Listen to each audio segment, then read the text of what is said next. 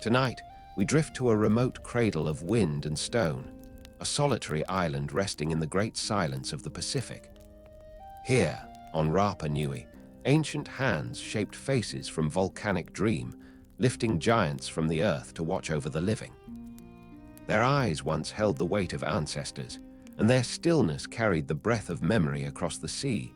Along grassy slopes and weathered cliffs, they stand, some upright, some fallen, all listening. Their forms are quiet prayers, carved not for glory, but for connection, stone guardians who once faced their people, binding village and lineage beneath the watchful sky. This is a land born from voyage and vision, where stars were maps and waves were storytellers, and where devotion took shape in towering silhouettes. And though centuries have passed since chisel struck stone, the island still whispers of the hands that built, the hearts that believed, and the silence that remains. Before we begin, tell me, what dreams do you usually dream before sleep finds you? Share them softly below, and if these gentle journeys into forgotten worlds bring you peace, consider subscribing, so we may wander the past together again. The ocean had always known them. Long before they found the island, they had already lived within the breath of its wind, the hush of its waves, the distant pull of its horizon. For the Polynesian navigators who set sail into the emptiness of the Pacific, the sea was not a barrier but a map, a living guide written in currents, birds, cloud shapes, and stars. They came in silence, guided not by metal or compass, but by memory and inheritance, the navigation of the heart, the language of the sky. Their canoes skimmed across open water, double-hulled vessels carved from trees that once rooted in other islands, other forests, other beginnings. The ocean rose and fell beneath them like steady breath. They knew every ripple, every glint of light, every hush in the wind that signaled land long before any mountain crowned the line between sea and sky. For weeks they drifted through nothingness, where the night pressed close and the stars hung vast above them. Yet they were not lost. The swell beneath the hull whispered direction. The flight of seabirds marked distance. The sky itself carried pathways, constellations shaped like ancestry. Then came the faintest promise, a scent in the wind, earth-rich and subtle. Seabirds wheeled sharper overhead, and through the blue-silver haze of dawn, land rose like a dream made solid. Rapa Nui, an island resting alone in a kingdom of water, distant and waiting. The first sight of it was simple, gentle slopes, dark volcanic rock, the shimmer of grass in morning light.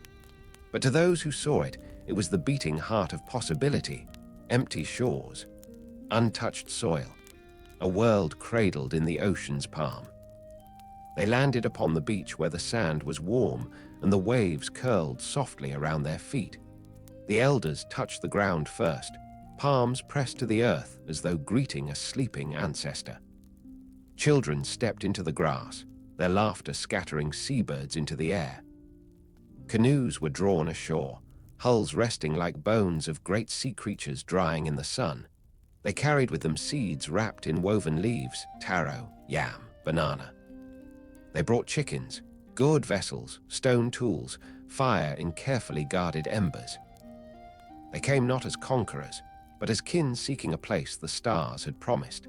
And so they built shelters of reed and wood, digging into the earth where roots would one day cling. They drank from freshwater springs and listened to the wind, learning the language of the land. The nights were long and gentle. They sat around the fire as the ocean whispered beyond the dark, and the constellations they had followed still glimmered above them, patient and familiar. The elders spoke then, not of conquest, but of belonging. This land, they said, was not empty. It carried spirit, it breathed, it waited for hands to honor it. Seasons passed, families grew. Earth was tilled, pits dug for sweet potatoes, gardens lined with stones to hold warmth through the night. Fish traps anchored near the reefs shimmered with silver at dawn. They learned the bite of wind from the west and the calm breath of summer seas. They carved canoes from driftwood and bone, knowing the trees they had once relied on now lived as memory in other islands. This place was small, but it held vastness of another kind, a space where an entire world could be built from devotion, skill, and patience. And from the first generation onward, they remembered the voyage that brought them here. They told stories of sea roads and sky roads, of ancestors who guided wind and tide. And they promised, in quiet reverence, that the land would be honored, tended, never taken for granted.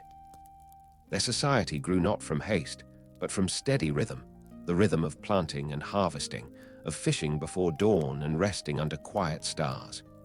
Clans formed not to separate, but to bind each family to land and lineage. Every hill, every stream, every stone carried meaning.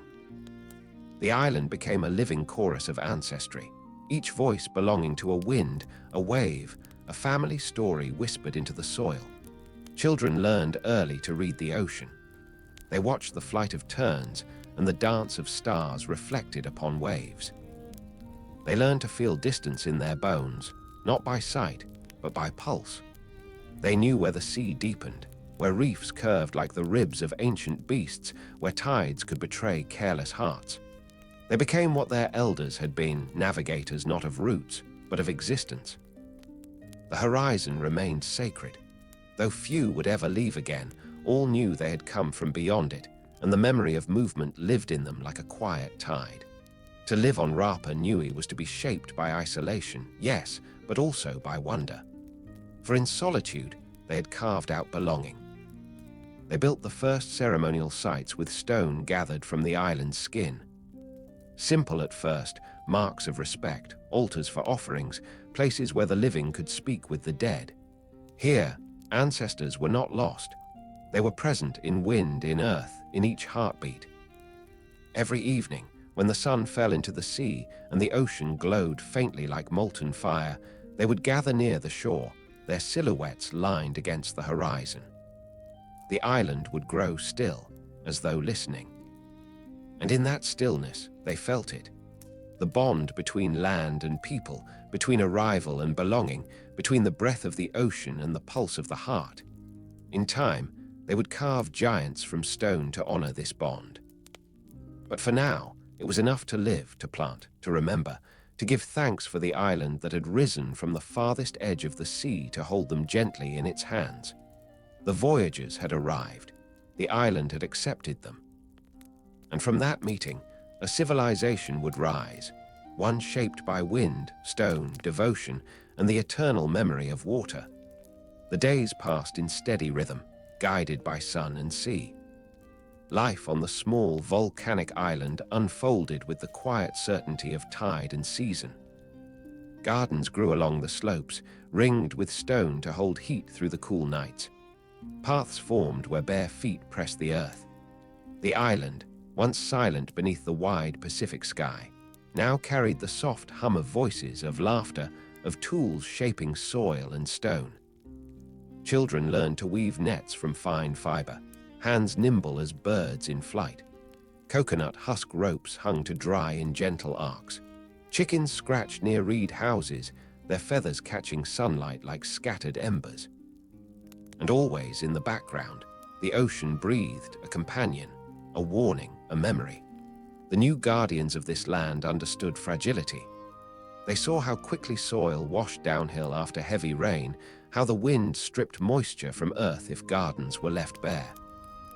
They lined fields with rock mulch, capturing warmth by day, giving it back to roots by night. They carved trenches where water could linger and fed the ground with ash and patience. The island rewarded their care. Yam vines curled across black volcanic earth. Bananas unfurled in green spirals. Taro leaves trembled in the breeze like shields of the gods. Food did not come without labor, but the island, in these early years, knew generosity. As generations grew, their relationship with the land deepened. To live here was to understand limits, the thin line between abundance and hunger. The people learned to measure time not by calendars, but by the swell of seasons, by the cry of seabirds returning to cliffs, by the moon's slow hymn over the horizon. Stories grew with them. Tales of the first chief, Hotu Mata, whose voyage brought life to this far corner of the world. Of his children, dividing the island like a sacred offering, each clan inheriting both land and responsibility. These tales were not merely history, they were living breath, guiding law and custom. Ancestors held authority beyond death. Bones were not discarded, they were honored. Wrapped, guarded, sung to.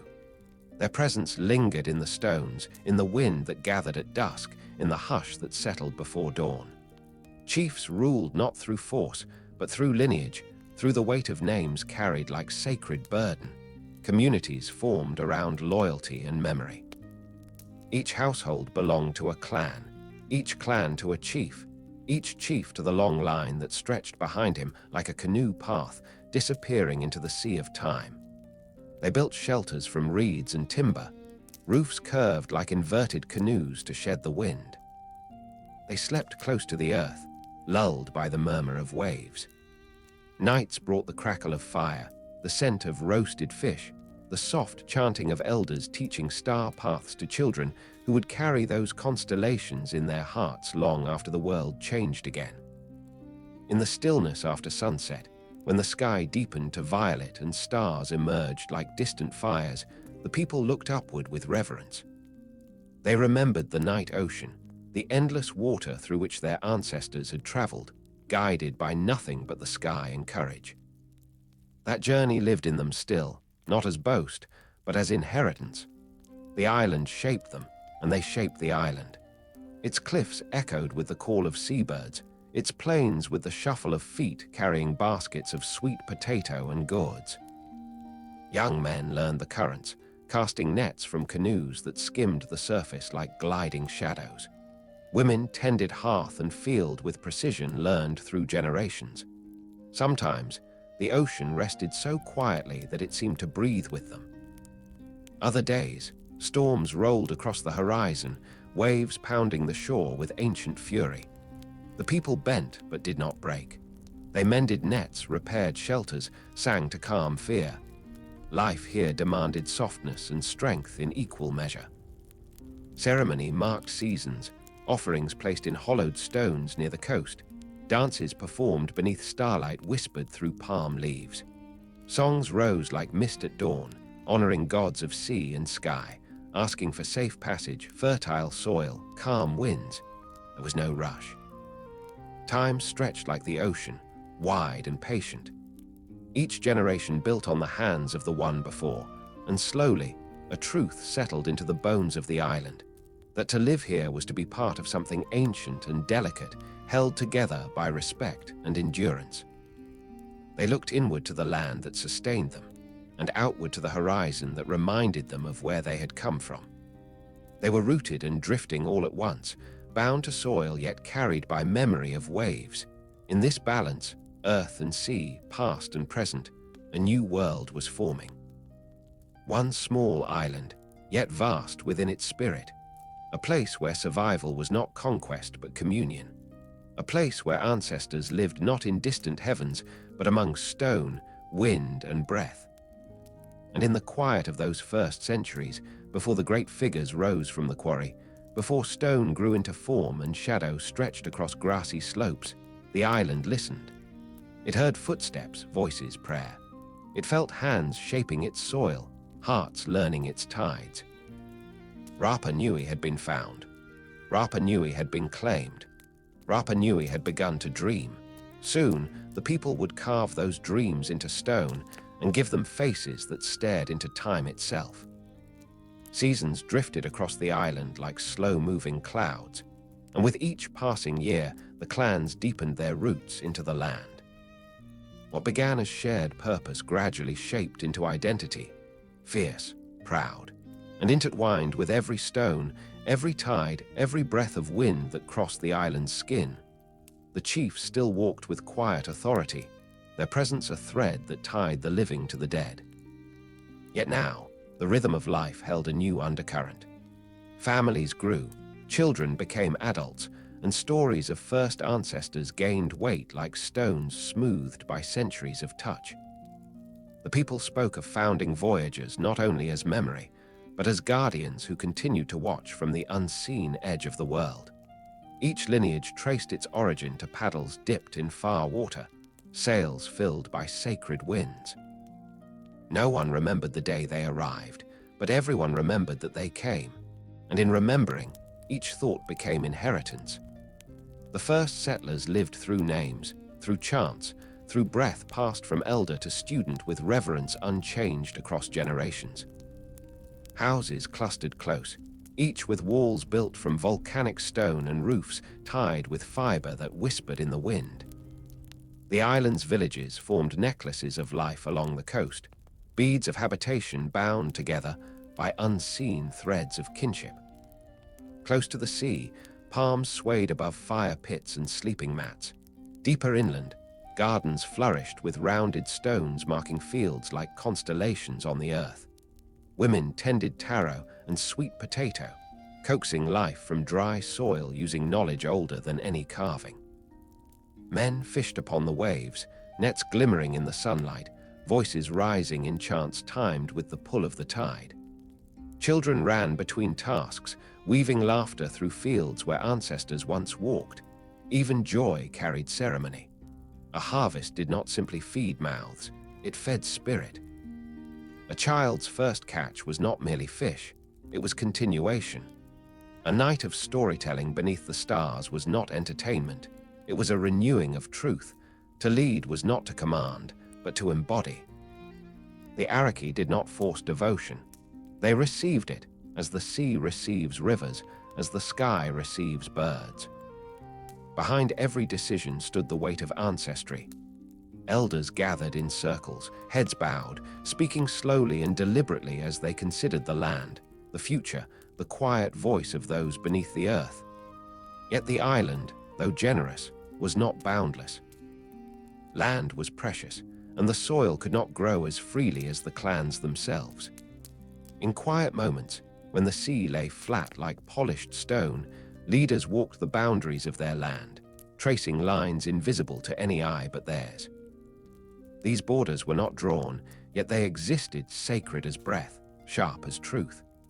Where one clan's soil ended and another's began, tradition stood like a silent sentinel. Children were taught these borders the way they learned stars, waves, and seasons. The land remembered who belonged where, and so did the living. Ritual reinforced order. Feasts honored alliances, offerings renewed peace. Elders gathered to share knowledge, their words drifting like smoke across evening air. Youth learned chants of lineage, repeating names until they became rhythm, foundation, heartbeat. And always, the ancestors listened. Skulls once held in sacred houses, bones wrapped in fiber and hidden in caves, relics that were not relics but family. All watched through memory's veil, shaping destiny without voice or hand. To forget was to sever connection. To remember was to live twice, once in flesh and once in lineage. Still, pride glimmered beneath the surface.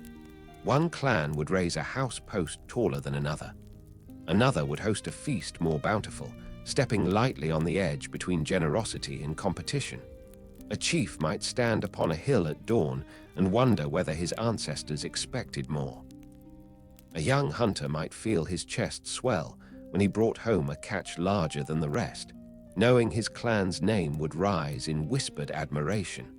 The island's harmony was not absence of rivalry. It was the delicate balance between ambition and respect. For now, balance held, but beneath the earth where ancient seeds lay, the first roots of future conflict stirred softly, waiting for time to ripen them. Even so, unity endured. On nights when stars shone bright and winds carried ocean's salt into every breath, families gathered by firelight. Children leaned into elders as stories of first canoes and skyborn ancestors spilled into the dark. Hands shaped stone flakes into tools. Palm fiber twisted into rope. Songs rose, low and steady, like waves on distant shores. And for a moment, the world felt whole, untouched by hunger, untouched by ambition, untouched by the turning of time that would one day pull them toward trials no chant could prevent. The sea still shimmered with promise. The garden still gave harvest beneath patient sun. The bones of ancestors still whispered blessings through soil. And though the future held weight unseen, the present rested in a fragile peace, a peace shaped by memory, held by tradition, and watched by the spirits of those who came across endless sea to make this solitary land their world. Here, in the cradle of earth and wind, life moved like tide and breath, slow, sacred, inevitable. And beneath that steady rhythm waited the next great labor of their destiny, one that would carve memory into mountain and raise stone into monument, the age when hands would shape giants. The land had given them life, soil for crops, water from springs, fish from the restless sea. But the island also held a deeper gift, one buried beneath wind-brushed slopes and sleeping craters, stone, thick and ancient, waiting in silence. In time, the people of Rapa Nui turned their eyes to that stone, not for shelter or tool alone, but for memory, for presence, for the eternal watching of those who came before. Before the first strike of chisel against volcanic flesh, before the great figures stood along the shoreline facing their people, the idea existed like a whisper inside the island's pulse. To honor ancestors not only in chant and bone, but in form, tall still, eternal as the land itself. And so, from the slopes of a volcanic crater called Rano Raraku, the future began. The quarry did not rise suddenly from forest or field. It lay like a cradle tucked into the island's side, its walls curved in quiet embrace. When the first carvers came, they stood upon its floor and listened, to wind winding between ridges, to the scrape of distant waves, to the hush of earth holding secrets. Then they touched the rock, fingertips tracing its cool breath. Stone like this was born of fire and patience. Compressed ash hardened under ancient heat, soft enough to shape, strong enough to endure. It waited through centuries of solitude, untouched until human hands and human longing met it in the quiet dawn. The first carver lifted his chisel. Stone met stone, and a sound rang out sharp, echoing through the crater like the first cry of a newborn. Rano Raraku answered. Dust rose like ancestral smoke. Shards tumbled, small at first, then larger. Slowly, the mountain yielded, and the shape of a face began. Work did not happen in haste. It flowed like prayer, slow and steady. Each strike carried meaning. Each breath between strikes carried reverence. The sculptors used picks and chisels of hard basalt, tools shaped from darker stone carried across hills in arms that had long labored in fields and nets. They carved lying figures, bodies horizontal along the slope, still joined to the earth. The statues in their earliest state did not stand. They dreamed in stone. Only when the features emerged, elongated nose, heavy brow, lips pressed in calm silence, did the carvers step back and breathe deeply, as though greeting a new ancestor waiting to wake. Faces came first, emerging like dawn from rock. Eyes closed, mouths firm, chins high. The bodies followed, slender and elongated, arms carved against the torso, fingers resting delicately upon stone ribs. No two figures were the same, yet all shared a stillness, a dignity born not of detail but of presence. The work drew many hands. Young men hauled tools and water. Older artisans shaped, refined, spoke softly to the rock, as though coaxing spirit into being. The quarry floor filled with chips and dust, each fragment a quiet testament to labor and devotion. They carved not for themselves, but for those who had stepped into the unseen. Ancestors were not memories fading into dusk. They were force, breath, protection. To honor them was to strengthen the living. To raise them in stone was to raise the island's heart. Songs sometimes rose between the strikes of tools, low chants that wound through the crater like wind, connecting carver to spirit, earth to sky. Children carried food and water, watching wide-eyed as stone faces grew from hillside like seeds sprouting in spring. They whispered to each other that the figures were listening, that even half-formed, they heard everything. When a figure neared completion, carvers smoothed its surface with coral sand and water. palm fibers brushing against grain until the stone felt like skin warmed under sun. In the quiet moments, craftsmen rested their palms against carved cheeks, feeling the coolness, imagining warmth yet to come. To carve was to remember. To remember was to breathe meaning back into the world. Statues multiplied across the slope, some tall as trees, others still small as children learning to walk. Some were perfect in form, others cracked before waking, frozen forever where they lay. Each one held a story carved into its stillness, a lineage etched not in words but in shape and shadow. The quarry became a sacred womb. It held both creation and rest, beginning and forever sleep. For Rano Raraku was not merely a place of birth, it was a place of pause. Many statues never left. They remained half-emerged, still attached to earth as though caught between worlds, spirit not yet given form, stone not yet full ancestor. Nearby, water filled a crater lake, reflecting sky and offering life to those who worked. Birds circled above, calling across the silence. And all the while, the mountain changed as chisel and prayer shaped its flanks into terraces of memory. The people walked among the figures with awe. They saw not stone, but presence, still guardians waiting to rise, faces that would one day watch over villages, carrying the weight of lineage in their unmoving gaze. Night often fell upon the quarry as work continued.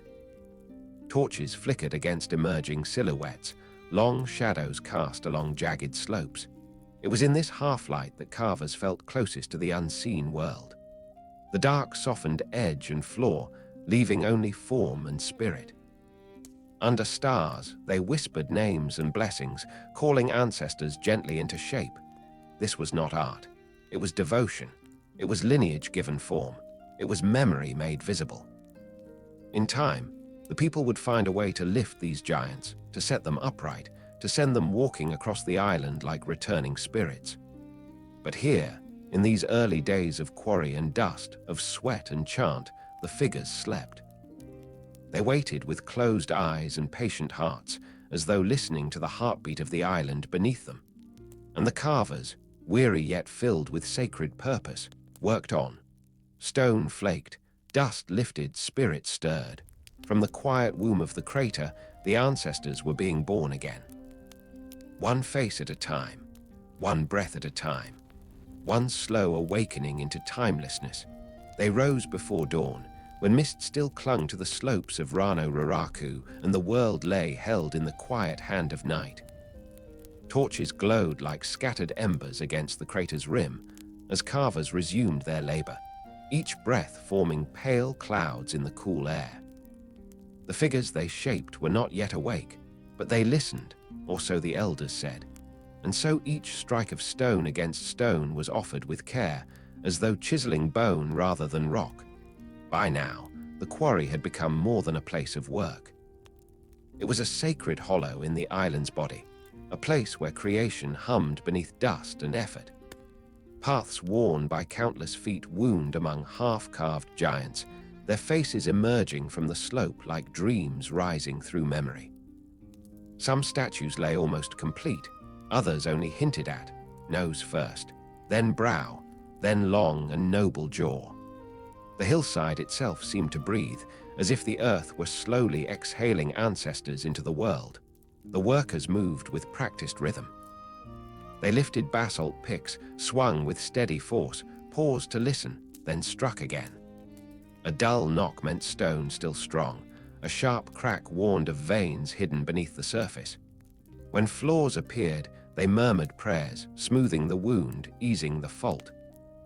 They believed stone felt everything, the sharpness of tool, the warmth of palm, the whisper of chant. Younger hands fetched water from the crater lake, filling gourd vessels until they grew slick with dew. Others gathered shells to polish surfaces, or wood to feed fires where food simmered for artisans whose hunger came second to duty. No labor was small, for every task held a thread of the same devotion. At times, silence ruled, deep, weighted, broken only by chisel and wind. Other times, song drifted through the quarry like smoke. Chants of lineage, chants of offering, chants that tied the hearts of the living to the sleeping stone. Voices rose, low and steady, each note placing breath inside the figures long before they would ever stand. When a statue neared completion, when its face had been polished to a soft sheen and its body carved free from roughness, the community gathered. Not in festival, but in reverence. The chief arrived, walking slow and silent, flanked by elders whose chants traveled ahead like footsteps laid in air. The sculptors bowed their heads, not in pride, but in acknowledgement. They had served. They had given time, strength, skin worn raw from tool and stone. Children watched wide-eyed from the slope, learning without speaking that this was how one honored life, by giving breath to those who had breathed before. Women placed garlands of reed and feathers near the statue's chin, their voices soft as they murmured thanks. And the priests, keepers of sacred law, pressed their palms against the stone, feeling for warmth, for pulse, for presence whispered through basalt. It was said the ancestors entered the statues during these moments, slipping like light into stone, filling hollow silence with memory and vigilance.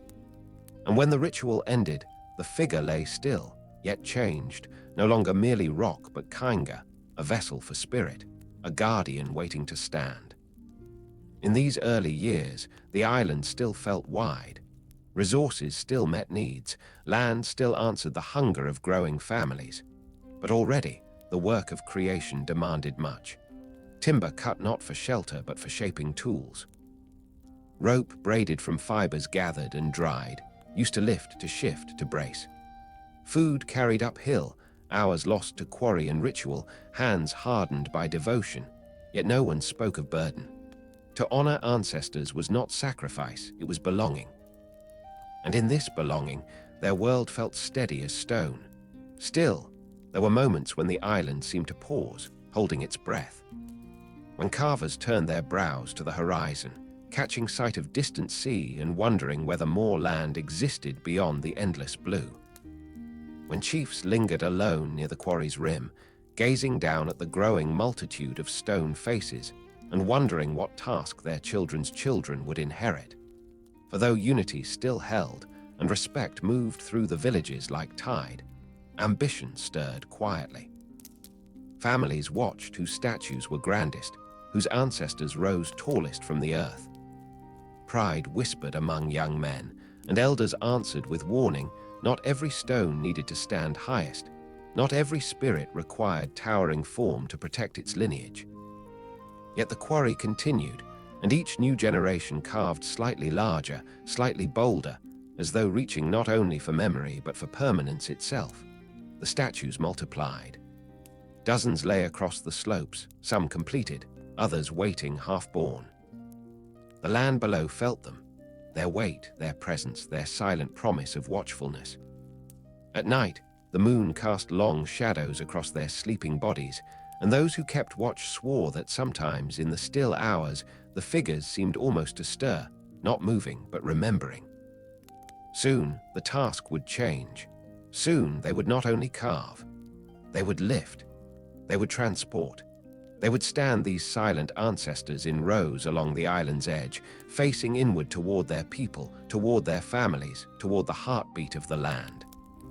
But for now, the work remained here, among dust and wind, palms calloused and minds fixed not on glory but on duty.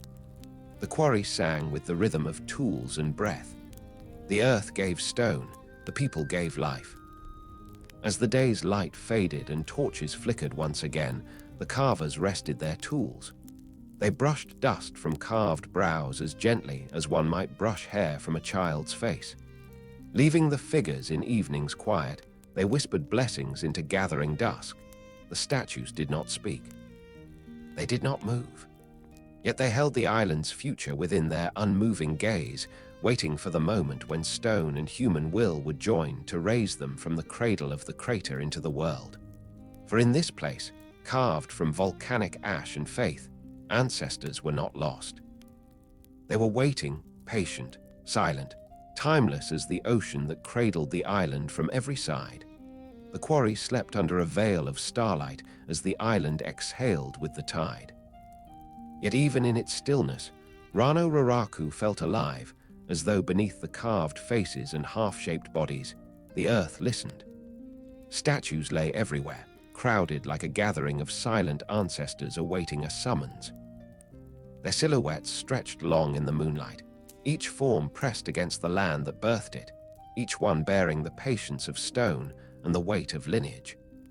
By now, the people of Rapa Nui knew the rhythm of creation as surely as they knew the rhythm of waves. Carving had become a central breath of their world, not daily labor, but sacred duty. Whole months passed in gentle procession as families rotated through quarry work, fishing, farming, preparing offerings, singing prayers to the spirits who watched from both sky and soil. Some mornings, mist clung to the crater walls so thickly that statues seemed to emerge from cloud, their forms shifting like memories still deciding whether to return to the living. On such days, carvers whispered that the ancestors were close, closer than the air in their lungs, closer than the heartbeat under their ribs. They worked slower then, reverent, careful not to shatter the silence that felt holy, and always there was discipline in the work. No voice rose in anger. No careless blow fell against stone. The quarry was not a place for conflict. It was a place where hands served lineage, not ego. Every tool stroke honored someone who had lived before. Every grain of dust held a story. Young boys sat at the edges, watching closely. They learned not by instruction, but by immersion, by seeing how elders judged stone with a glance, how they felt for internal seams the way others felt for pulse beneath wrist. They watched how bodies bent to lift, how hands guided fragments aside, how breath matched motion. They learned patience first, skill second, and girls brought water, wove rope, tended fires to soften palm fibers. They stood beside mothers who carried offerings, fruit, feathers, woven flowers, to lay gently near half-formed faces. They learned to speak softly in the presence of stone, to greet each figure as one greets a sleeping elder, with tenderness and respect. On certain nights, when stars gathered bright and low, the priests climbed the crater's ridge. There, beneath constellations once sailed by ancestors, they offered chants to guide spirits into stone. Their voices wove into the wind, steady, measured, ancient. As the words drifted down into the crater, those sleeping shapes seemed to listen, as though waiting for the ritual to finish their birth. Little by little, figures neared readiness. The final touches came slow, smoothing shoulders, sharpening lines along nose and jaw, deepening the curve beneath chin. Eyes remained empty for now. They would be filled only when the statue stood in its resting place, when spirit met form fully, and the ancestor could watch the living. That moment had not yet come, but it neared. Whispers spread across the island, low and reverent. Soon the first great statues would move. Not dragged, some said, but walked, guided by rope, by rhythm, by the breath of ancestors. Others believed they would glide over earth, as if remembering the voyage across ocean in a forgotten canoe. Children told each other they would rise on their own, stepping from quarry to coast with footsteps carved from memory. Even adults wondered. The task ahead loomed vast, to carry giants from this sacred pit to far shores, to lift them high onto platforms facing villages. Yet fear did not settle into hearts. The island had brought them here. The land had given stone. The ancestors would guide the rest. Still, preparations began quietly. Ropes were twisted from fiber until they were thick as a man's arm. Paths were cleared. Logs shaped. Food gathered, for labor required strength, and strength required nourishment, and nourishment was a gift of the land paid back through offerings and chant. At the quarry's base, one statue in particular neared its final breath of shaping. Taller than most before it, its face strong and calm, its body smooth as river stone.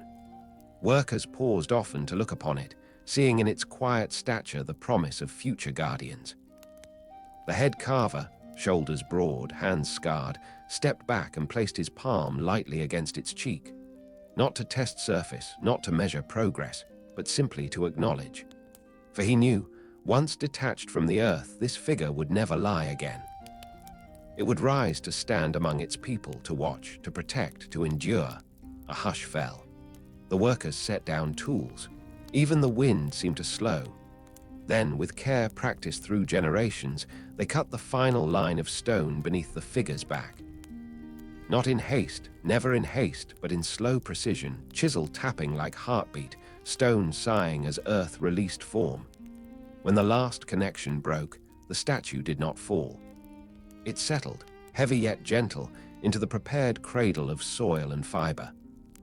The people exhaled as one, a single breath shared between life and stone. Now it rested not as a dream inside earth, but as a form ready to face the world around it.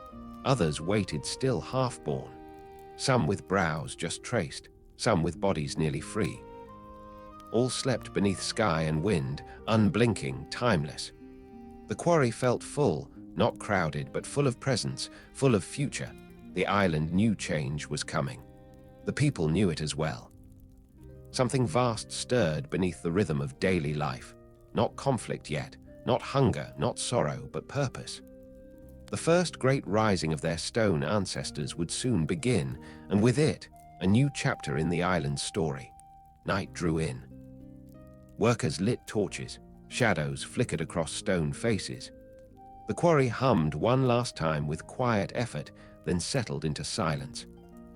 Above, the stars looked down, bright and patient, the same stars that had carried their forebears across the ocean, the same stars now watching as Earth prepared to carry memory across land. Soon, stone would move. Soon, giants would walk. And when they did, the island would change forever. Not in a day, not with a clash, but with a long, slow breath of devotion turned to monument. For in every statue carved, the living had placed their ancestors, and soon the ancestors would rise to watch over them. The moment had come when stone would no longer sleep against the side of the quarry. The figures, once shaped in silence and embraced by the earth, now waited to rise, to move, to take their place watching over the living. The people of Rapa Nui gathered not in haste, but with reverence, the same patience they had given to carving, now given to awakening. For it was not enough to bring form from stone. One must also give it path, breath, purpose. Before the first movement, there was ceremony. Priests stepped forward, bones and shells rattling softly at their waists, voices weaving chants like wind around the statue's still heads. Carvers stood behind them, tools laid aside, roughened hands clasped. Families watched from the slopes, children clutching their mothers' woven cloaks, elders humming under their breath. The statues lay waiting, their long bodies nestled in grooves shaped for their rest.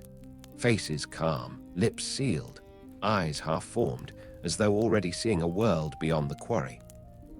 The ritual was not loud, it did not command.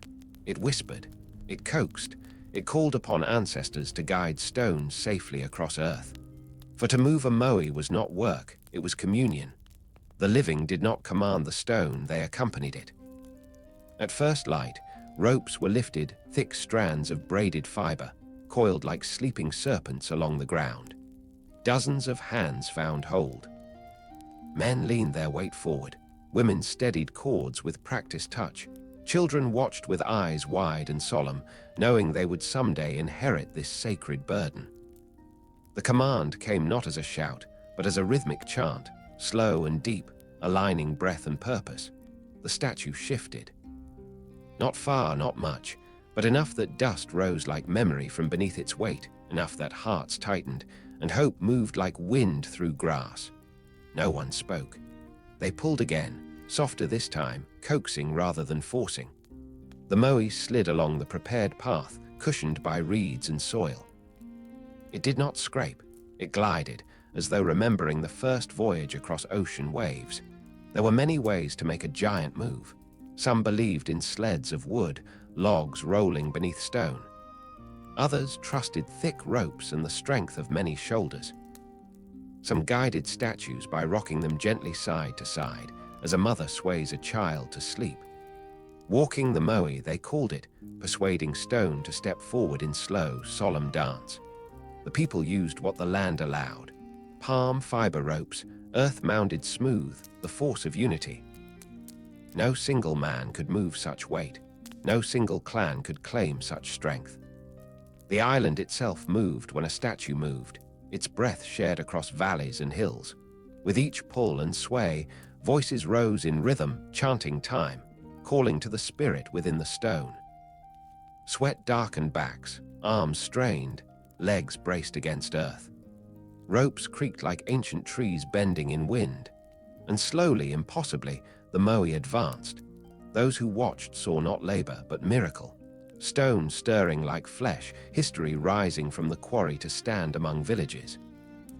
The air trembled with devotion, not effort.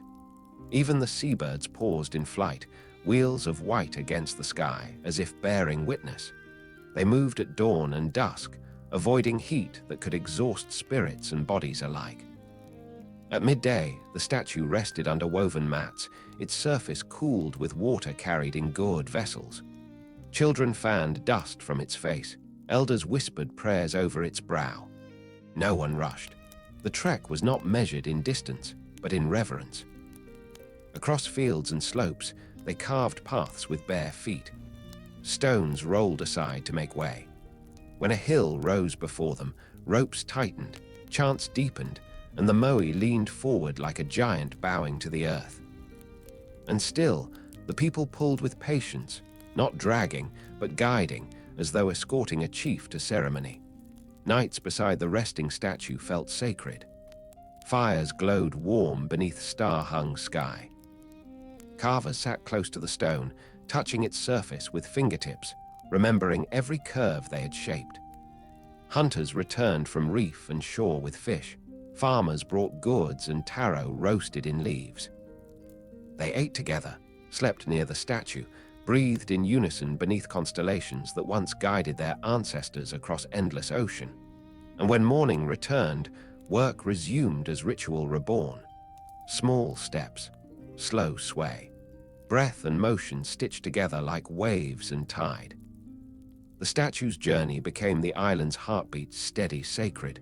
Along the way, some figures stumbled. Cracks deepened. Stone met earth with heavy finality. When such things happened, the people grieved not for labor lost, but for the ancestor who could not rise. They covered fallen statues with palm leaves and blessings, leaving them where they lay, as though returning them to sleep rather than failure. For the Moai were never abandoned. They rested, dreaming, still ancestors, even in stillness. At last, after days and nights of devotion, the chosen site appeared, a gentle rise overlooking village and sea. Ahu stones lay prepared, platforms shaped with hands and hope. Here the statue would stand, not facing ocean, but facing its people, watching over them, receiving offerings, anchoring lineage to land. The final lift came as the greatest test of faith. Ropes tensioned, whole families braced, priests whispered breath into sacred shells. And with slow, trembling strength, the Moai rose upright, earth shaking softly, hearts pounding as stone found its balance, its purpose, its watch. Silence fell, not empty, but full as rain-filled sky. Then cries of joy rose like gulls in flight. Children lifted their arms. Elders wept. Women pressed hands to hearts. Men bowed their heads. The ancestor had taken its place. The island breathed easier, as though one more guardian had joined the horizon to keep watch. Wind brushed across its carved face, cool and salt-touched. Clouds drifted overhead. Waves murmured below. And in the Moai's stillness lived life, memory, protection, unbroken connection. It would stand through birth and storm, through harvest and famine, through generations who would come to see not the labor behind it, but the legacy it held. For here on this isolated land surrounded by endless sea, stone had moved, and in moving it had become more than stone. It had become presence. It had become ancestor. It had become time given shape and dignity. And the people gathered at its feet felt not pride alone, but belonging. Tomorrow they would return to the quarry. Tomorrow another ancestor would begin its journey. But for this moment, under the wind and the watching sky, they simply stood in awe. Their devotion had become monument. Their story had become stone. They did not return to the quarry immediately. For a time, the island simply breathed. Children running beneath the shadow of the new guardian, elders touching the cool stone and speaking softly to the spirit within it, offering thanks in murmurs carried away by wind. The Moai stood tall against the horizon, face lifted slightly upward, as though watching both people and sky, both present and memory. But as days unfolded and the rhythm of life returned, the work began again. One statue was not enough. Ancestors did not exist in solitude. Just as clans rooted themselves in kinship, so too would the Moai rise in families, in lines, in silent assemblies across the island's breadth. And so they walked once more to the quarry, feet whispering through grass still wet from morning dew. The slope of Rano Raraku greeted them like an old friend, familiar yet profound each time they returned. The half-carved figures awaited, still wrapped in earth, still dreaming beneath the open sky. The carvers resumed their positions, hands steady, tools lifted with practiced grace. Dust lifted once again into warm air. Low chants drifted along stone, brushing the crater walls like leaves across still water, but something subtle had changed. Now, when a new chisel mark echoed through the quarry, the sound carried not only labor, but promise. They had seen stone rise. They had seen the impossible made gentle. And with that witnessing came reverence sharpened with quiet pride. Children sat closer.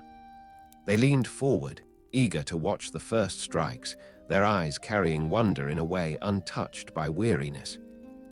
They whispered to each other that the statues were listening, that they felt each new breath of sunlight on their forming faces.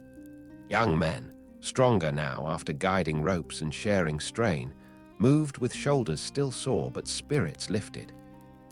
They spoke less, not because they lacked words, but because awe had settled into their bones. Women preparing fiber ropes did so with a new rhythm, pulling strands with careful tension, weaving strength into every twist.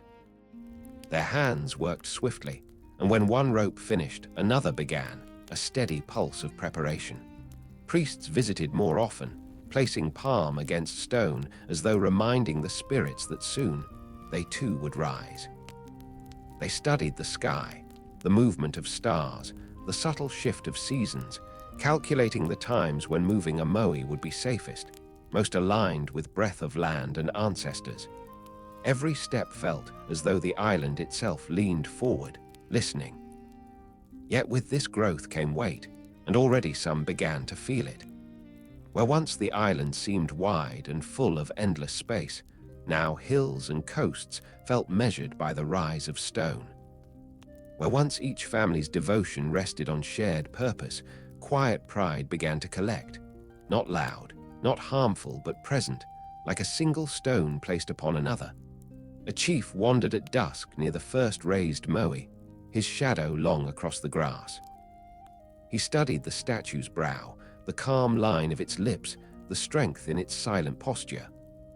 Behind him, a lesser leader from another clan watched as well, eyes narrowing ever so slightly, not in anger, but in comparison, whose ancestors would rise tallest, whose guardians would stand most numerous, whose lineage would call wind and spirit with greatest authority. These questions did not yet cut. They whispered, faint as tide against distant rock, easy to ignore in prosperity and unity.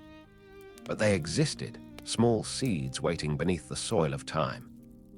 Still, the people worked together, for now their hands belonged to one purpose. Ropes stretched across earth, logs rolled, chants built strength in rhythm, not competition. They practiced walking the stone again, leaning it right, then left, coaxing its weight into motion with slow, dignified sway. Some discovered that singing steadied their pace. Others found breath by matching foot to heartbeat. The Moai moved as though guided by pulse and memory, living bodies lending life to carved ancestors. One night, while resting beside yet another statue mid-journey, a young boy asked his grandmother, "Why do they face us, not the sea?"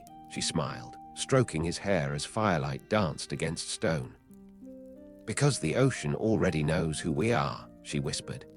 "It carried our ancestors to this place, but we must not forget each other. The statues remind us we belong to the land and to the people." And it was true. Each Moai would stand not looking outward, but inward. Eyes meant for the living, for the clans, for the children who would one day tend the same earth and speak the same chants. Their work continued under sun and under stars. Days stretched long. Nights hummed with wind moving across the crater like breath. And slowly, more statues were freed, one, then another, each bearing solemn dignity of form and silence. The quarry changed shape again, filling with absence where stone once slept. Smooth cavities stretched across slopes like memories of giants who had risen from earth. Each hollow held story, held labor, held prayer.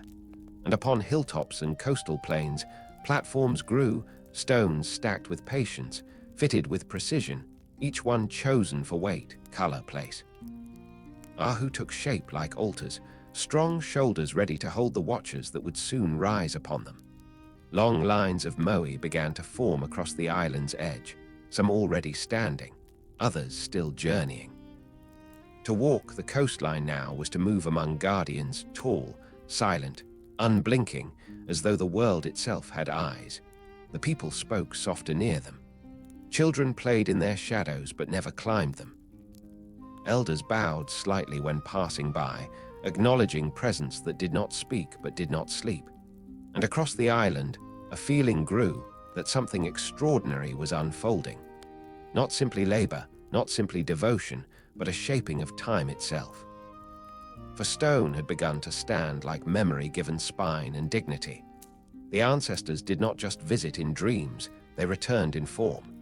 And every dawn, when sunlight touched each carved face, the island felt blessed, renewed, seen. Soon, more would rise. Soon, devotion would grow deeper. Soon, pride would too. But for now, there was only awe, pure, bright as the first morning they arrived upon this lonely cradle of earth in the great water. The statues watched, the people worked. And the island waited, breath slow, heart steady, knowing it was becoming sacred in a way the world had never seen before. The land began to carry the weight of guardians, yet the statues did not stand alone. Before any ancestor could rise in solemn watch, the earth beneath them had to be made worthy, shaped with reverence, steadied by stone, blessed by lineage. And so came the time of building the Ahu, the sacred platforms that would cradle memory and presence beneath endless sky. They chose the sites with care, never by chance. Chiefs walked the island with priests at their side, reading the language of cliffs and wind, studying the curve of shoreline as if it were scripture written by the sea.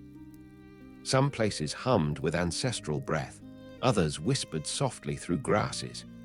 Where land met ocean in quiet harmony, where waves broke in steady rhythm against black rock, where wind carried the voices of the dead as lightly as feathers.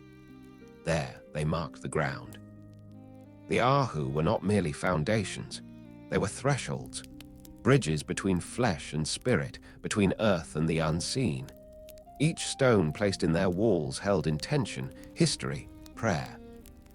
The builders cleared earth with slow care, smoothing soil, leveling surface, laying base stones heavy as memory. Men lifted boulders with rope and pole, women carried smaller stones in woven baskets, their footsteps steady, their breath merging with ocean breeze. Children watched, learning the sacred order of things. Earth prepared, stones set, prayers whispered, platform shaped. They traced lines in dust with fingers, mimicking elders as they laid imaginary stones and murmured names of ancestors. The future was learning in silence. Layer by layer, the Ahu rose. Blocks fitted with precision born from patience rather than haste. No mortar, only skill, stones placed so closely they seemed to breathe together. Beneath the surface rested offerings, obsidian blades, shells, bones of chiefs and priests. Their spirits joined the foundation, anchoring the platform in both worlds. To stand before an Ahu was to stand before the presence of those who shaped time. When the base reached its sacred height, slabs were placed, as if sealing a promise. The top stones smoothed by hand, edges softened by touch, as though preparing a bed for something precious. The wind quieted around them. Waves seemed to hold their breath. Inland, village eyes watched the transformation. Houses of reed curved like shells near the coast, smoke rising from hearths in slow spirals.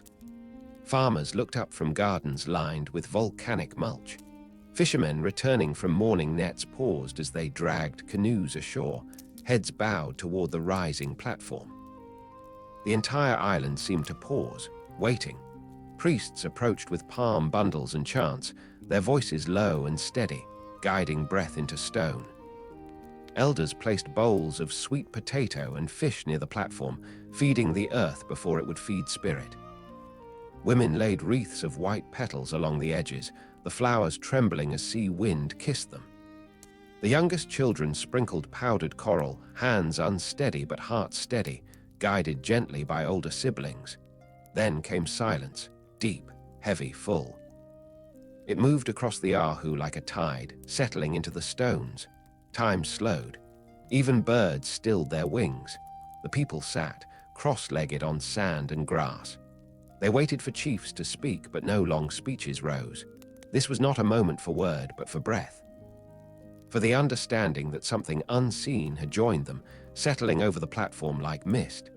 And then, slowly, the work shifted. Ropes once used to lift stone now lay coiled like sleeping serpents, ready to pull ancestor to platform. Pathways cleared days earlier now seemed to glow with purpose. The Moai would soon walk here, each step guided by chant and effort and devotion. Before they moved statues, they prepared the ground with offerings. They pressed feathers beneath stones, placed polished bone at corners, buried red earth brought from sacred pits. The Ahu did not merely stand on land, it rooted into it, as deeply as any tree that had ever grown in island soil. There were no walls around these sacred spaces. The sky served as ceiling, ocean as boundary. When waves crashed against rock below, their sound did not disturb. It completed the ritual, a rhythm echoing beyond time. The ocean had brought their ancestors, and now stone ancestors would watch the ocean in return, though they faced inward toward the people they guarded. As evening fell, the sky burned gold, then violet, clouds painted by sun's final breath.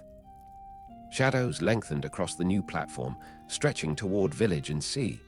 Priests lit torches, flame reflecting in calm eyes and carved stone fragments resting nearby. Smoke mingled with salt air, drifting over grass like blessing. Night deepened. Stars emerged bright as remembered voyages. Elders sang old paths, naming constellations that once led canoes across endless blue. Children leaned against mothers, gazing upward, imagining sails rocking beneath starlight. And all the while, the Ahu stood quiet beneath the cosmos, new and ancient both. When dawn returned, the first light fell across the platform, painting stone and earth in pale glow. It glimmered on polished surfaces, caught in small cracks, revealed careful joinings. The people gathered again, silent and expectant. The chiefs stood at the front, their cloaks fluttering like wings. Priests raised shells to their lips, blowing soft tones across morning wind. Soon they would bring the Moai. Soon, the stone face carved in reverence would rise above the platform, watching home and family and earth. Soon breathe and memory would meet. But in this moment, there was only stillness, a sacred pause between creation and awakening. The Ahu waited, patient as basalt, eternal as tide. And the island, listening with every grain of soil, understood what it meant. To honor the dead was to protect the living. To raise stone was to raise memory. To look inward was to belong. Soon ancestors would stand. But first, the earth had been blessed, the foundation made sacred. And the people, breathing with quiet hearts, prepared to lift history into place. They gathered again at first light, when the ocean shimmered pale gold and the wind drifted soft from the sea. The ahu lay ready, stones fitted tight as woven fiber, offerings resting beneath its surface like heartbeat beneath skin. The land had been prepared, the spirits called, the foundation given breath. Only one task remained, to place the ancestor upon its sacred throne. The moai stood at the base of the slope, tall and solemn, resting against earth. Dew clung to its carved face, rolling down cheek and chin like tears shed not for sorrow, but for remembrance. It seemed already awake, already aware, as if the long journey from quarry to sacred ground had stirred something ancient within the stone. Hands wrapped around rope once more. Fiber roughened palms, yet those palms did not tremble. They had lifted fish from sea, tilled soil with stone blades, carried children beneath steady breath. Now they would lift memory itself. No command rang out. No sudden movement marked the beginning. Instead, the rhythm began as always through chant. Low voices pulsed through morning air, steady as distant surf. The chant did not ask the statue to rise, it invited, it welcomed. It reminded stone of the life it represented, the lineage it embodied. The moai leaned forward as though listening. Men strained against ropes, women braced with poles. The moai shifted, slow as dawn. Dust lifted around its base, small stones tumbling aside as though bowing out of its path. The weight pressed into the earth first, then into human bodies, then into rope fibers singing with tension. And as the statue lifted, the air itself seemed to pause, holding breath inside wind. The ropes tightened until they hummed. Feet dug deep into soil. A single voice guided the rhythm, not barking order but coaxing. A hum, a rise, a steady pulse. The statue leaned upward, pausing halfway, held by balance fragile as a bird hovering between wing beats. Shoulders shook, muscles burned, but no one released tension. Children watched with silent reverence, knowing the difference between success and failure was measured not in strength alone, but in patience and devotion. Then slowly, almost reluctantly, the stone ancestor rose into full height. Its shadow spilled long across ground and water. A sigh passed through the crowd, not relief, but awe. The moai stood, anchored by ropes, trembling slightly like a warrior catching first breath after battle. It had returned to the living world not with power, but with grace. This was not the end. Now it must walk, however slowly, toward the platform. Rock beneath its base had been leveled, soil softened by hands and polished by reed. The moai moved not forward all at once, but side to side, a careful sway, like a canoe finding balance on waves. With each shift, ropes tightened left, then right. Chants guided breath and motion. And the great figure walked not with steps but with persuasion, a dance between gravity and faith. It took hours to cross the final stretch. Every foot gained was earned, every lean corrected by dozens of hands. Every pause filled with quiet prayers carried on salt breeze.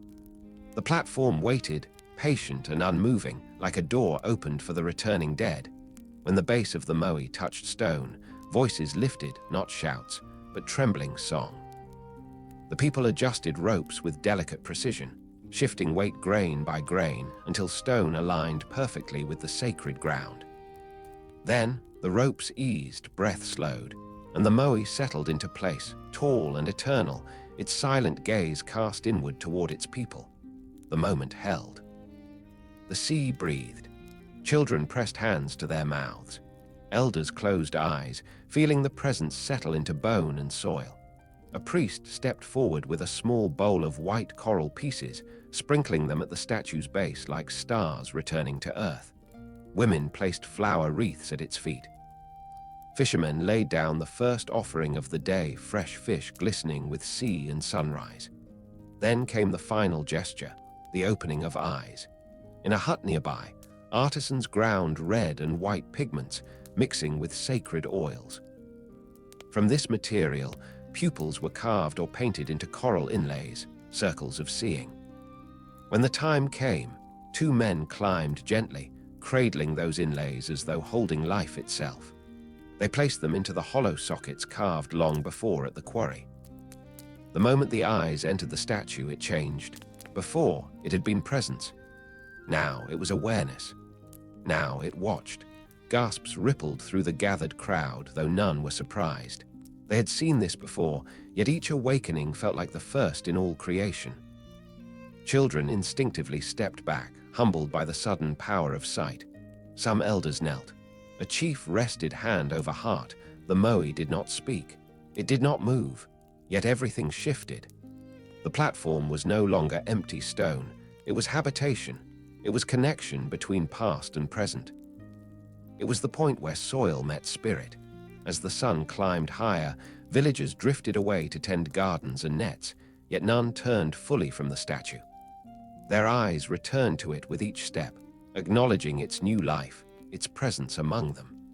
Soon, more platforms would rise along this coast. Soon, more statues would walk and stand in patient rows, a horizon of ancestors forming a wall of memory and guardianship. But for now, there was this single moment, this single figure, this single breath of island and people intertwined. The children returned first, settling at its feet, playing in its shade as though sitting beneath a grandparent who watched in tender silence. Women passed with baskets of food, touching fingers to stone in greeting. Fishermen carried morning catch to the village, offering nods in its direction. A young mother pressed her newborn's forehead gently to its base, whispering a wish into the grain of the statue's toes. For generations ahead, this place would matter. This sentinel would remain when storms swept land, when crops failed or flourished, when clans feasted and mourned, when laughter rose and when voices fell into prayer. It would witness. It would remember. As evening approached, the ocean glowed copper and the Moai cast long shadow across sand. The sky softened into violet and then into the deep blue of Polynesian night. Stars revealed themselves once more, those same stars that had led ancestors here across unknowable ocean. They looked down upon stone and flesh, past and present united beneath them. The wind lifted again, slow, steady, ancient.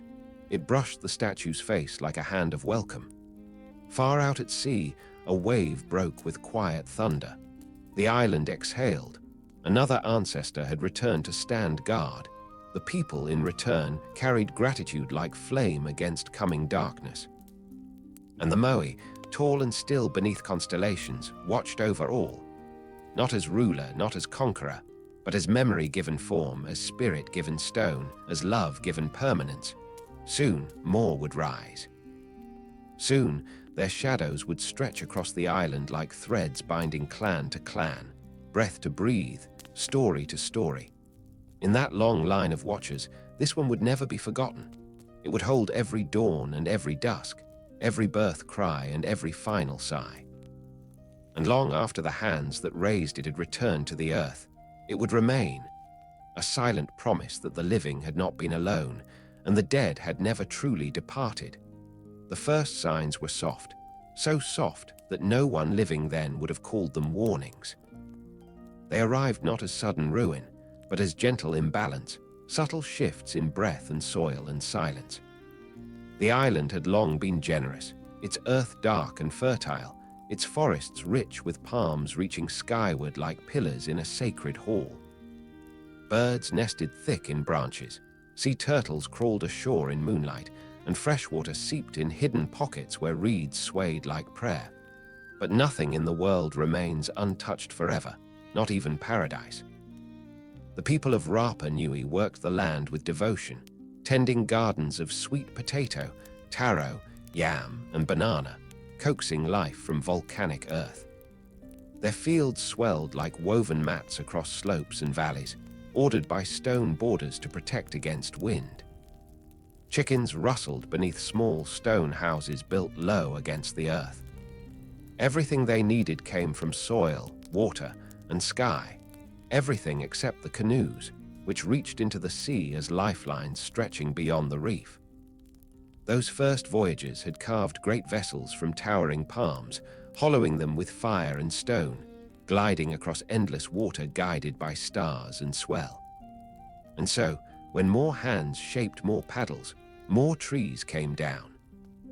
Each canoe born from trunk and fiber, each rope twisted from bark and vine, each tool hafted in wood's small needs multiplied across generations.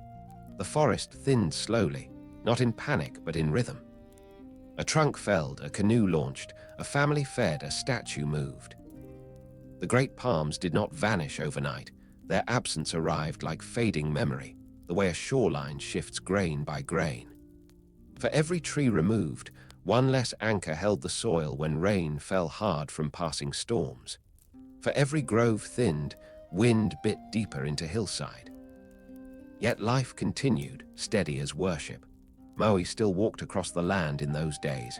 Ropes still tightened, songs still rose, but each statue required rollers, sleds, ropes thick enough to cradle stone.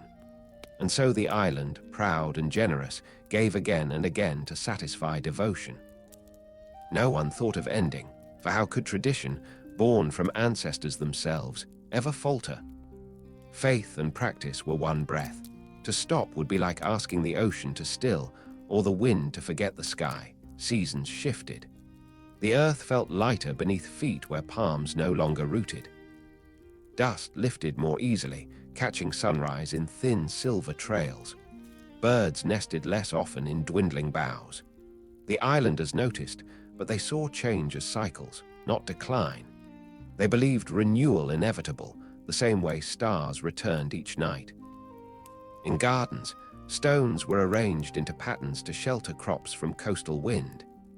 Ingenious rock mulching held moisture, warmed soil preserved life. Villages adapted, hands learned to coax more from less, for a people who crossed oceans do not surrender easily to hardship. They endured as they always had, with patience carved deeper than coral and stone. Yet driftwood, once common gift of waves, grew rare. Canoes weathered, cracked, could no longer be replaced with ease. Journeys to open ocean grew fewer, nets cast closer to shore. And while the sea remained generous, the horizon felt farther away, as though the world itself were shrinking around them.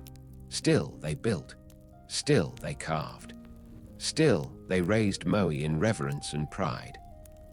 For to cease to honor ancestors would be to abandon identity, to stand alone in universe without witness. The people did not imagine their works might one day outmatch the land's breath. They believed stewardship eternal, the bond unbroken, but the balance was shifting. Storms came heavier some seasons, rain carving thin scars along slope where roots once held firm. In low valleys, pools formed longer after rainfall, earth slower to drink. The wise elders spoke of changing winds, of birds fewer in number, of ground that felt tired beneath fingers. Priests traced patterns in sky, searching for signs of displeasure or destiny. Some voices wondered if the ancestors asked too much. Others whispered that perhaps the land simply rested. Through it all, the Moai watched, faces lifted toward inward land, eyes unblinking on homes and gardens, on births and burials, on feasts and quiet grief. They stood sentinel to devotion, to effort unmatched in any ocean kingdom, to faith deeper than roots once were. They stood witness as fruit grew smaller, as palms grew scarce, as firewood cut from scrub and reed replaced logs once thick as a man's torso. Not all changed at once. Years passed in calm, families thrived, rain blessed fields, children grew strong and learned old chants. But slowly, like tide withdrawing grain by grain from sand, the island's ability to give loosened. Some seasons, harvests came lighter. Some summers, sun burned harder and soil cracked. Some winters, winds howled across barren hilltops that once swayed green with life. People worked harder, not in panic but in duty, the same duty that had raised stone giants from mountain flank and carried them across miles. They placed new stones around gardens, built chicken houses stronger, shaped water basins from earth. Their ingenuity glimmered brighter the more the island demanded from them. This was not collapse. Not yet. This was a moment between abundance and struggle, a breath where pride and patience held the world steady. Devotion echoed still in every task, and the people believed they could endure anything, for they had crossed the greatest ocean on earth. They had built monuments that touched eternity. They had carved ancestors into stone itself. But beneath ravaged root and thinning forest, the land whispered softly, not in anger, not in despair, but in fatigue. As though even sacred ground could tire when asked to remember too much, to hold too many prayers carved into its slopes, to bear weight of gods and men in equal measure. Night settled gently over the island, stars bright in a sky clear as polished obsidian. The Moai cast shadows long as memory. Villagers rested in reed houses, dreaming of harvests to come, of children's laughter, of ancestors proud and unbroken. The world felt still, peaceful, full of life. Yet beneath soil and silence, the first quiet strain of tomorrow stirred, for paradise does not end in a single breath. It fades like dusk, slowly, beautifully, tragically, until one day dawn rises upon a world forever changed. The signs of strain did not erupt in a single moment. They unfurled slowly, like cracks spreading through old stone, quiet at first, nearly invisible, noticed only by those who watched the land with the same reverence they once watched the stars. Then, little by little, the uneasy hum beneath daily life deepened, until even the wind seemed to carry a tone of worry between its breaths. For generations, the island had moved in harmony, clan beside clan, chant beside chant, stone lifted by many hands toward shared purpose. But as trees grew fewer and gardens needed more tending, the balance that once held the island like a cradle began to sway.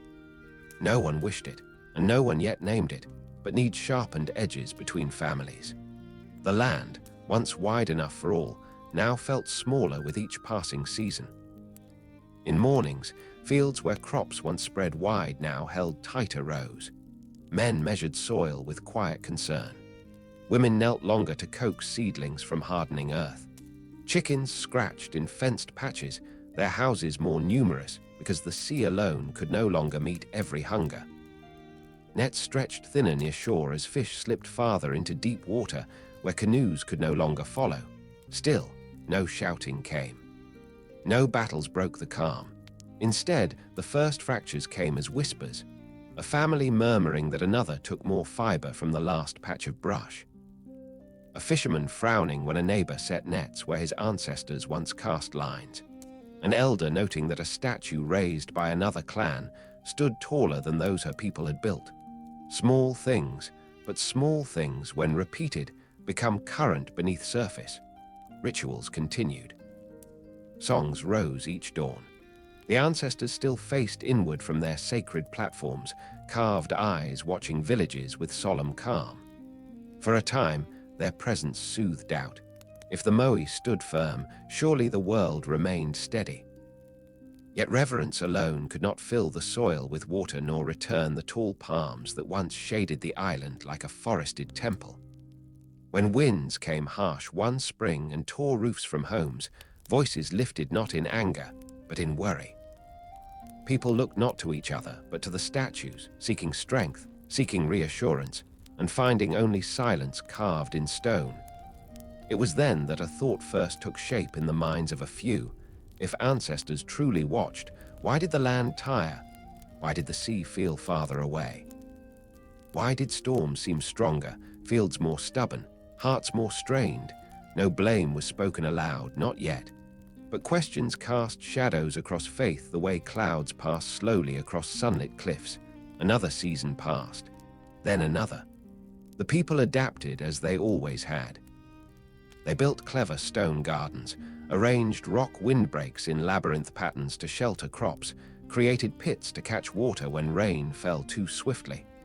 Their knowledge deepened, even as their resources thinned. They survived through brilliance, not brute strength. But brilliance does not ease pride, and pride, once gentle and noble, began to harden like sun-baked clay one morning.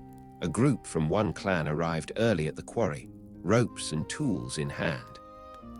They sought to carve a Moai taller than others, believing a greater guardian would bring renewed blessing. When carvers from another clan appeared, tension slipped between them like shadow across grass. Voices did not rise, but stares did. Pride pressed against pride. Duty pressed against duty. Each believed they honored ancestors best.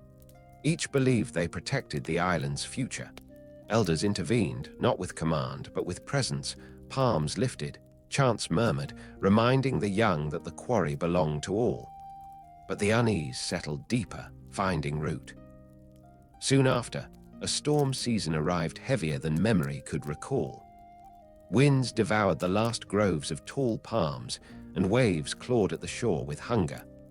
Homes cracked beneath the force of rain, gardens drowned, and a great statue on the coast fell, not toppled by hand, but by weather's fury. The island gathered, grieving as though a family elder had died, and voices trembled as they asked why the ancestors had not protected them. Some whispered that offerings had grown too small. Others muttered that another clan had disrespected sacred land. Quiet doubt became quiet blame, and quiet blame became resentment carried like ash on wind. So when resources tightened further and harvests came thin, those resentments found shape. Boundaries that once felt sacred now felt contested. Where one family gathered reeds, another claimed the right. Where one clan carved stone, another questioned whether the ancestors approved. Still, no war erupted.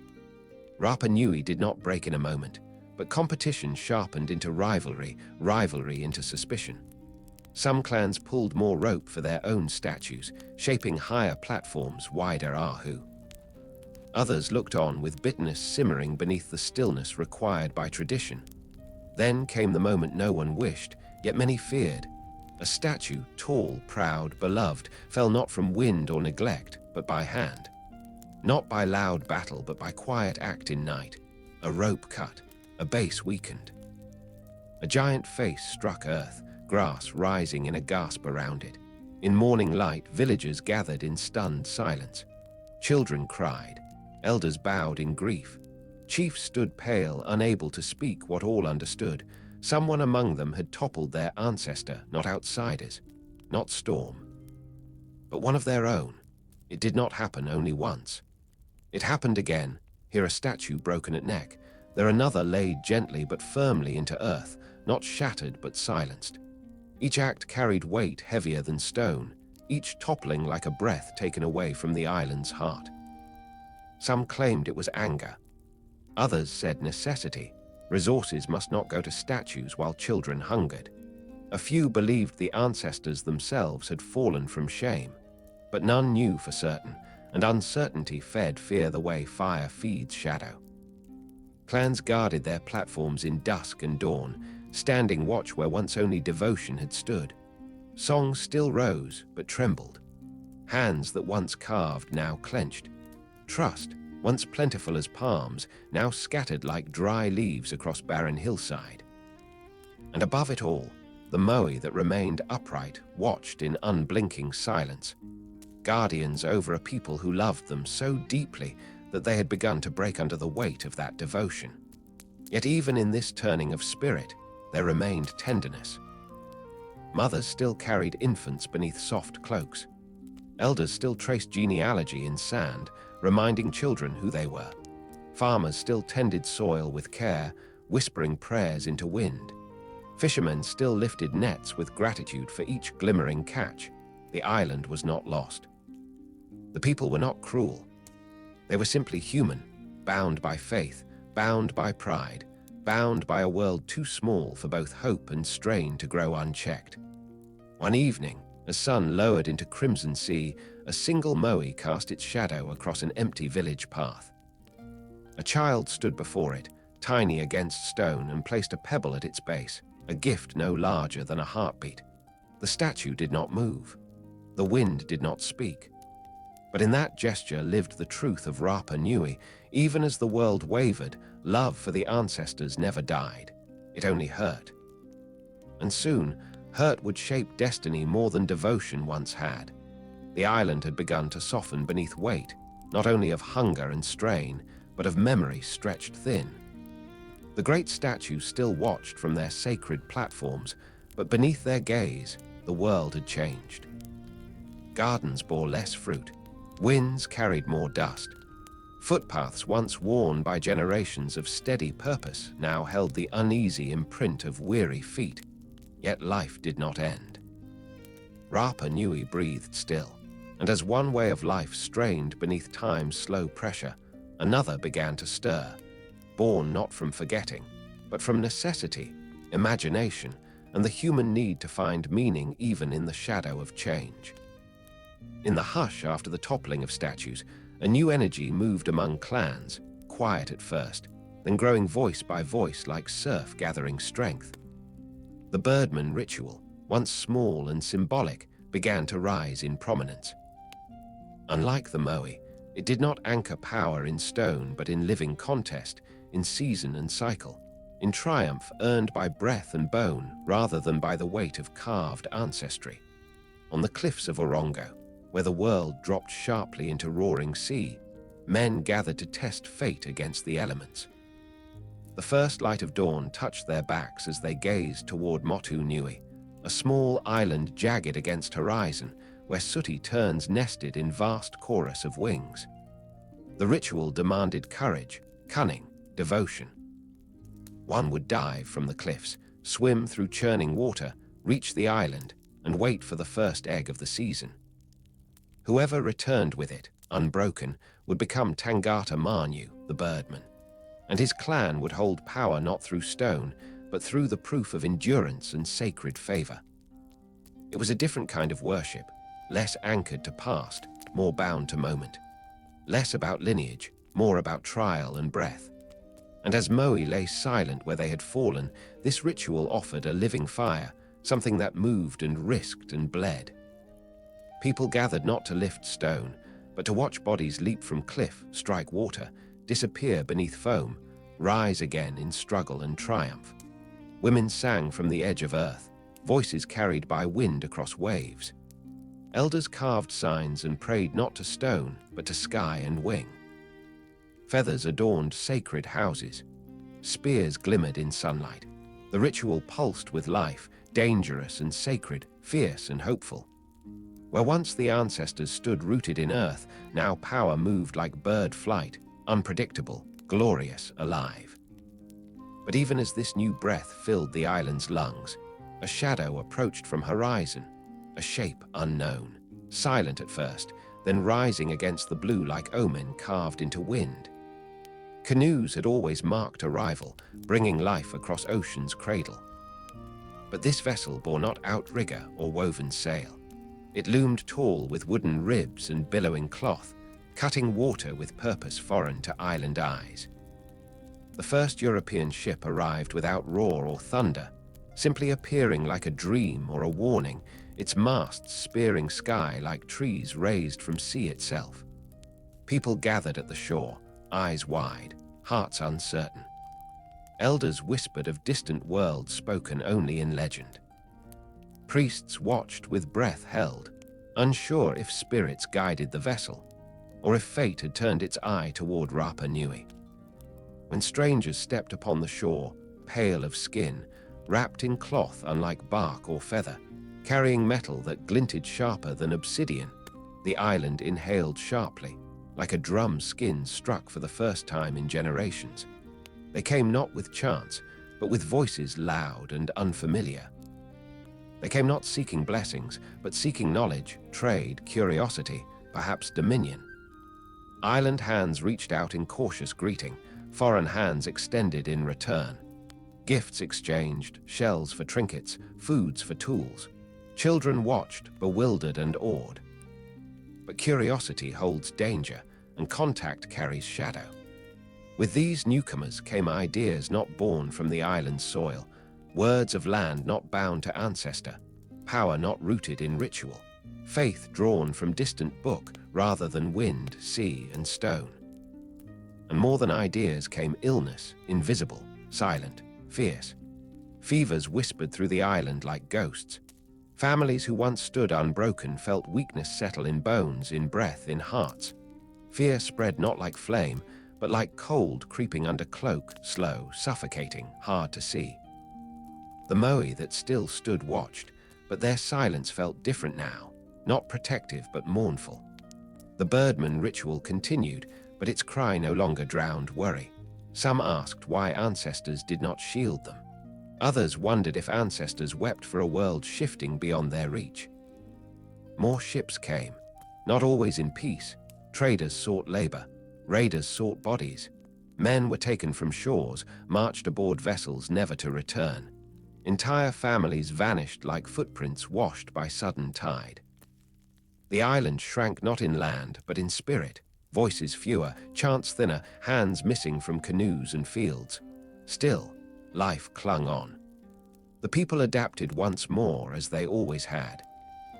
They learned words from strangers, learned tools of iron, rebuilt homes, tended earth even as it tired, whispered prayers into new wind. But the old order, stone and chant and lineage carved into hill, now shared space with foreign presence. The world had arrived uninvited, yet unstoppable. And in that shift, the Moai, once raised in devotion, once toppled in grief or anger, now stood not as symbols of power or rivalry, but as reminders. Silent, still, enduring, even as time and storm and sorrow brushed their faces smooth. Some lay where they fell, half buried in grass, their features softened by moss and rain. Some stood still, proud against horizon, eyes empty but heavy with memory. And all bore witness to what the island had been, to voyages carved into ocean, to hands shaping stone from mountain, to voices lifted in chant at dawn, to pride and belief and love so deep it built monuments taller than trees. Now, the monument was survival itself.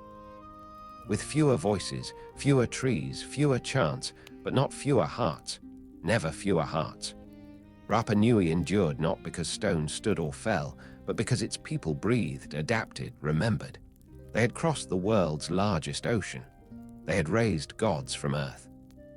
They had lived through hunger, through pride, through loss. And now they lived through contact with a world beyond horizon. Night fell on the island like a soft cloak. Waves whispered against rock. Statues cast long shadows across grass. In the darkness, a grandmother sat beside a child and spoke not of decline, but of ancestry. She named voyagers who braved stars. She named carvers who shaped mountains. She named guardians who once walked from quarry to shore. She spoke not of what was lost, but of what endured, the strength to remember. The child listened, eyes wide, heart quiet, mind anchored to story.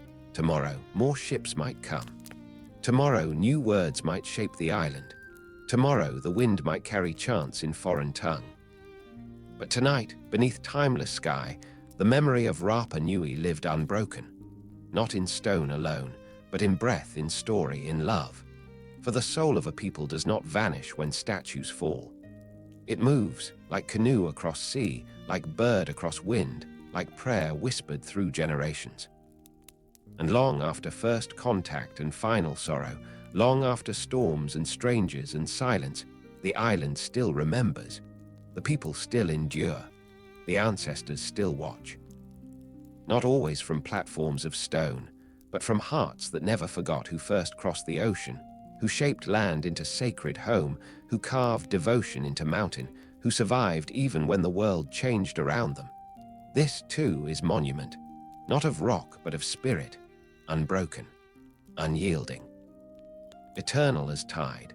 Time moved on, and the tides did not ask whether the island was ready. Seasons rolled like waves, and each carried something different ashore: curiosity, illness, steel, scripture, sorrow, survival. Yet beneath every change, the heartbeat of Rapa Nui continued, soft but steady, like a drum muffled by distance, yet never silenced. The first strangers had come as wandering winds, curious and passing. But others arrived with sharper intentions, harpoons of profit in their minds, chains clinking beneath deck, eyes seeing not culture but commodity. Ships anchored offshore like storm clouds that did not move even when the sky cleared. Their sails swelled like wings of predatory birds, blotting the horizon that once felt infinite and safe. They came for bodies, not goods. Young men were taken first, those with strong arms and clear eyes. bound and lifted into foreign hulls. Tears lined the shoreline as families watched canoes give chase, paddles churning water in frantic rhythm that could not match the wind-filled sails. Voices shouted names into distance, scattering into open sea like seeds that would never take root. Then they came again. And again. Each visit stole more. Boys barely grown, elders who held chants older than any sail, women who carried memory in lullabies and wisdom in woven hair. Some left promising return. Few ever came home. Those who did were changed, bodies weakened, spirits shaken, voices hoarse from foreign command and prayer spoken in lands that did not know their ancestors' names. And still, the Moai watched, some toppled already by human hands, some fallen by neglect or storm. Some standing tall, refusing to bow even when the world they guarded bent under weight. They did not weep, yet their silence held the echo of grief that moved like mist at dawn, too soft to grasp, too heavy to ignore. Foreign diseases moved across the island more swiftly than wind, settling in lungs, in joints, in blood. Children who once chased seabirds along cliff paths now lay quiet beneath woven mats, mothers singing hope into their hair as fever kissed their cheeks. Elders who carried lineages in memory felt their breath shorten like thread fraying in gentle hands. In the huts at night, the people whispered not only to ancestors but to survival. We are still here. We will not vanish. We remember. These words became prayer. Yet even in hardship, the island did not bow entirely. Seeds still sprouted in carefully tended soil. Taro still pushed green leaves towards sunlight. Hands still wove nets, still fished shallow reefs, still lit fire from dry grass and prayer. The birdman ritual continued, though quieter now, fewer swimmers, fewer chants, but still rising each season like determination hardened by time. And then came those who arrived not as raiders but as recorders, explorers, scholars, missionaries. They brought books filled with distant gods, languages shaped by lands beyond imagination. They spoke of salvation and heaven and scripture written in ink rather than sky. Some came gently, offering tools and wool and new seeds. Others came determined to reshape faith, seeing tradition as error instead of endurance. Altars of ancestors became meeting places for sermons. Songs once offered to sea and star now shared space with hymns carried across oceans. Some islanders listened, some resisted. Most simply lived in the space between, honoring both winds, the one that had always blown from the ancestors, and the new one carrying words from distant shores. In time, the birdman's voice grew quiet. The ritual's feathers gathered dust. The cliff where champions once dove into churning sea watched waves alone. The island's sacred rhythms narrowed, not by choice, but by circumstance. The world beyond horizon pressed close, and the island, small and proud, found itself a leaf in a changing tide. Yet even as practices faded, the spirit behind them did not die. It sifted into soil. It whispered in surf. It hid beneath basalt and bone. It stayed in lullabies, in carving strokes returned to wood when stone no longer rose from earth, in the careful tending of ancestral sites by hands that remembered even if ritual changed. The Moai, fallen or upright, weathered sun and rain and salt. Their faces softened into melancholy grace, edges worn like ancient scripture smoothed by countless fingers. Moss grew along their backs where earth embraced them, and birds nested in shadows cast by their still brows. They did not judge. They simply endured. Years wound into decades.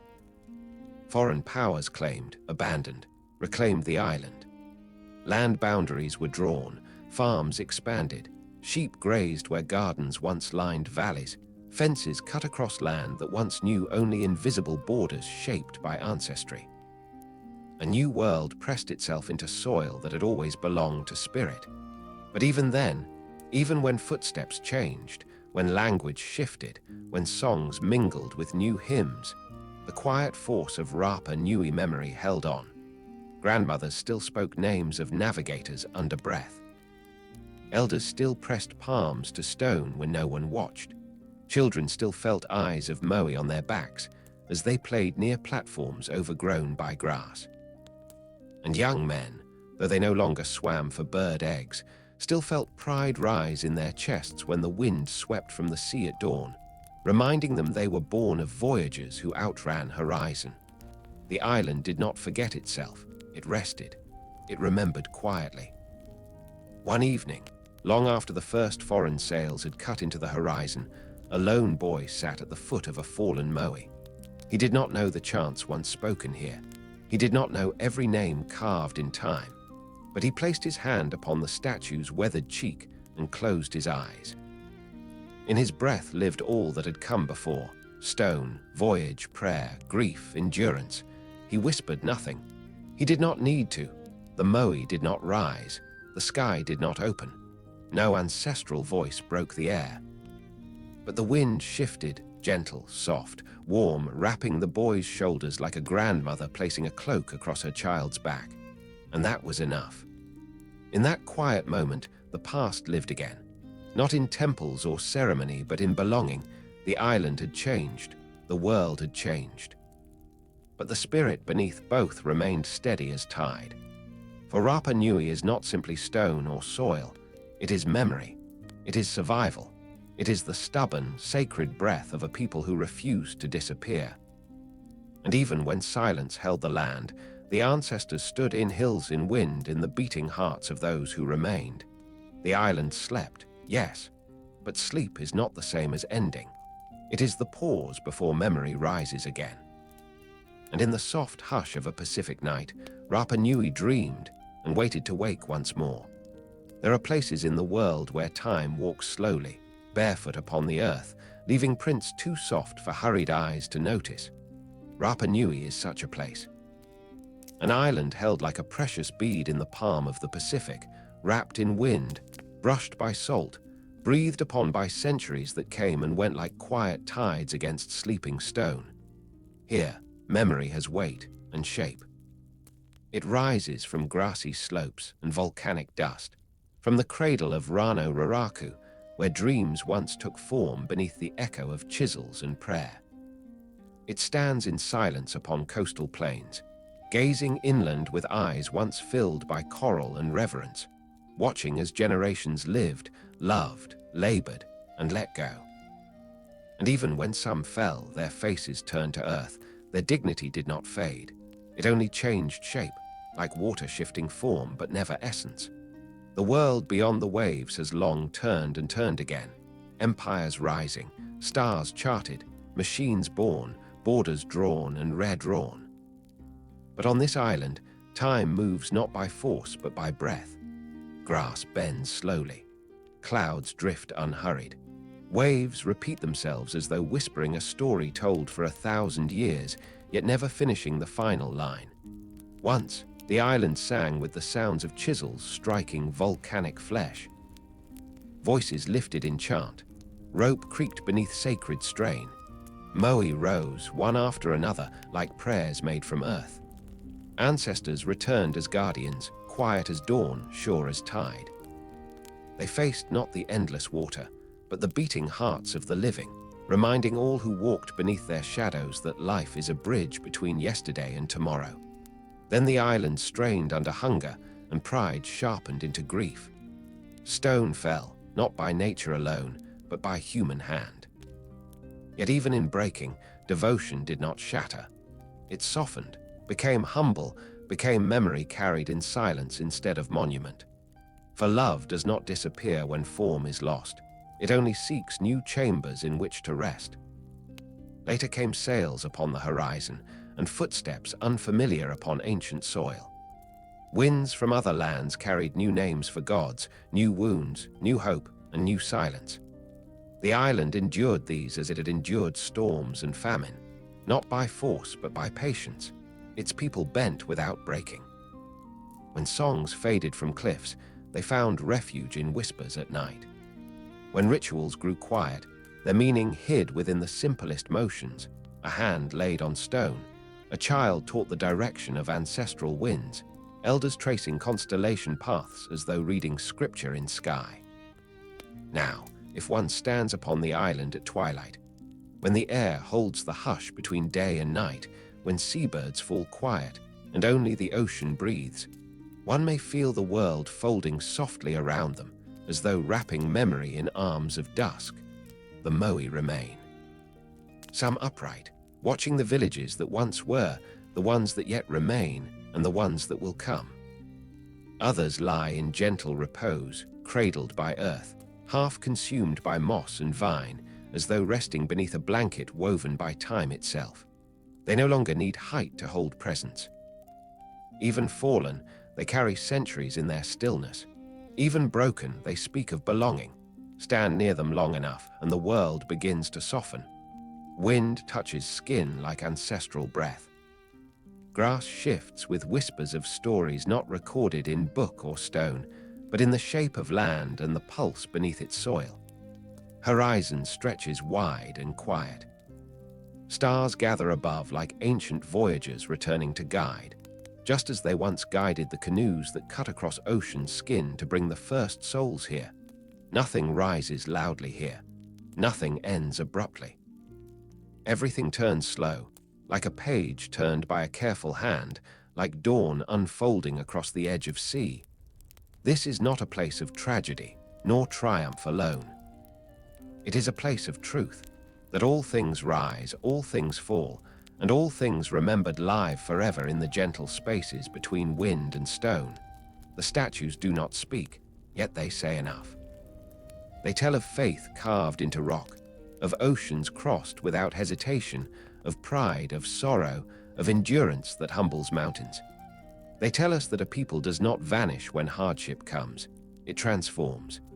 It hides light in the smallest corners, waiting for dawn. It holds memory in breath when hands grow tired. It rests, not defeated, but dreaming, and in that dream lies strength.